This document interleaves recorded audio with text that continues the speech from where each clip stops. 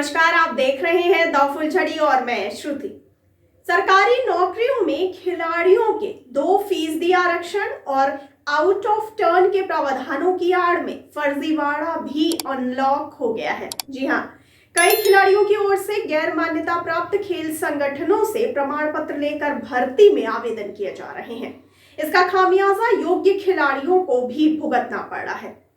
आपको बता दें कि दरअसल प्रयोगशाला सहायक, CHO, पुलिस व SI सहित अन्य भर्तियों में खेल कोटे के मुकाबले कई गुना आवेदन आ गए हैं। ऐसे में संबंधित विभाग की ओर से सभी खिलाड़ियों के दस्तावेजों का पहले सत्यापन कराया जाता है। इसके बाद अंतिम परिणाम जारी किया जाता है। लेकिन इस सत्यापन की प्रक्रिया में कई विभागों में 1 साल से अधिक का समय भी लग रहा है। इस वजह से नौकरी के हकदार खिलाड़ियों को भी नौकरी नहीं मिल रही है। इसके बाद भी कार्मिक विभाग की ओर से प्रावधानों में बदलाव नहीं किया जा रहा है।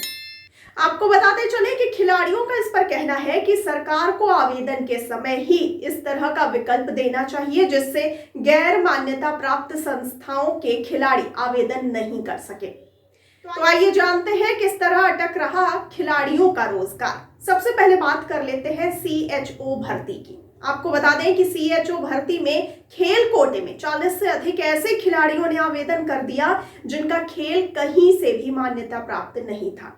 इनके सत्यापन में 8 महीने से अधिक का समय गुजर गया, लेकिन संबंधित खेल फेडरेशन की ओर से कोई जवाब नहीं दिया गया। ऐसे में किसी को भी नियुक्ति नहीं मिल सकी। आगे बढ़ते हैं और बात करते हैं प्रयोगशाला सहायक की। आपको बता दें कि प्रयोगशाला सहायक भर्ती में भी जाली दस्तावेजों के आधार पर खिलाड़ियों ने आवेदन कर दिया। लगभग 16 महीने तक खेल कोटे की भर्ती उलझी रही। इस वजह से किसी को नौकरी नहीं मिल सकी। अब योग्य खिलाड़ियों ने न्यायालय में चुनौती दी है। और आइए जानते हैं इसको लेकर के एक्सपर्ट्स व्यू क्या है। आपको बता दें कि खेल कोटे में नौकरी हासिल करने के लिए युवाओं में क्रेज बढ़ा है, इसीलिए आवेदनों की संख्या भी बढ़ेगी। सरकार को महाराष्ट्र पैटर्न पर खेल कोटे के आवेदनों की जांच करानी चाहिए। वहां खेल विभाग के जरिए एक कमेटी बनी हुई है, वह तत्काल प्रमाण पत्रों का सत्यापन कर देती है। इससे वहां समय पर नौकरी मिल जाती है। कुछ इस तरह की व्यवस्था केंद्र सरकार सहित अन्य राज्यों ने कर रखी है। राजस्थान को भी बेहतर मॉडल अपनाना चाहिए जिससे बेरोजगार खिलाड़ियों को समय पर नौकरी मिल सके। आपको ये भी बताते चले कि खेल विभाग को फर्जी संस्थाओं पर लगाम कसनी चाहिए जिससे फर्जीवाड़े पर लगाम लग सके।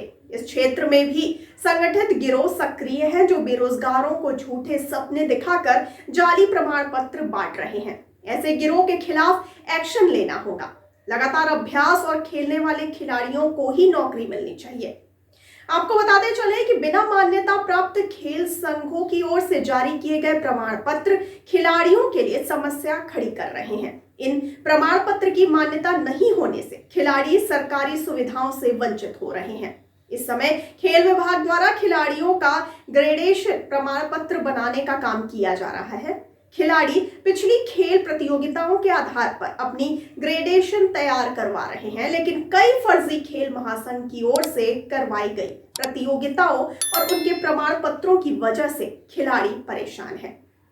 वहीं दूसरी ओर बात करें तो खेल नीति के अनुसार कई ऐसे खेल संघ हैं जिन्हें इंडियन ओलंपिक एसोसिएशन की मान्यता प्राप्त नहीं है, लेकिन ऐसे खेल संघ खेल प्रतियोगिताएं करवाते हैं और प्रमाण पत्र भी देते हैं।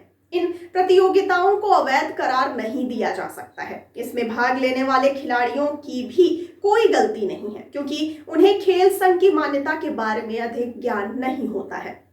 खिलाड़ी खेलने के बाद पदक तो ले लेते हैं, लेकिन उसके आधार पर कोई लाभ नहीं ले सकते। उससे उनका बड़ा नुकसान हो जाता है क्योंकि प्रतियोगिताओं के लिए खिलाड़ी अपने स्तर पर एक बड़ी राशि खर्च करते हैं। आपको ये भी जानकारी के लिए बताते चलें कि गुड़गांव जिले में कई ऐसे खेल संघ हैं जो कि खेल प्रतियोगिताओं के नाम पर खिलाड़ियों से पैसे लेते हैं, लेकिन उनका फायदा खिलाड़ियों को किसी भी स्तर पर नहीं मिलता है। आपको बता दें कि गत वर्षों में कई कराटे, ताइक्वांडो जैसी खेल एसोसिएशन सामने निकल कर आए हैं जिन्हें कि राष्ट्रीय स्तर पर मान्यता प्राप्त नहीं है। यह खेल संघ विदेशों में जाकर भी कई खेल प्रतियोगिताएं करवा कर आते हैं, लेकिन इससे ना तो बच्चों का ग्रेडेशन बनता है, ना ही कॉलेज एडमिशन, स्कॉलरशिप, नौकरी के लिए उन्हें किसी तरह का कोई फायदा नहीं मिल पाता है।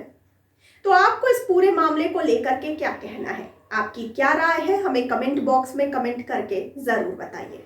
और साथ ही साथ अगर आपने अभी तक हमारे चैनल को लाइक, सब्सक्राइब और शेयर नहीं किया है तो फिर देर किस बात की, जल्दी कीजिए और मुझे दीजिए इजाजत। लेकिन आप कहीं मत जाइए, बने रहिए द फुलझड़ी के साथ। धन्यवाद।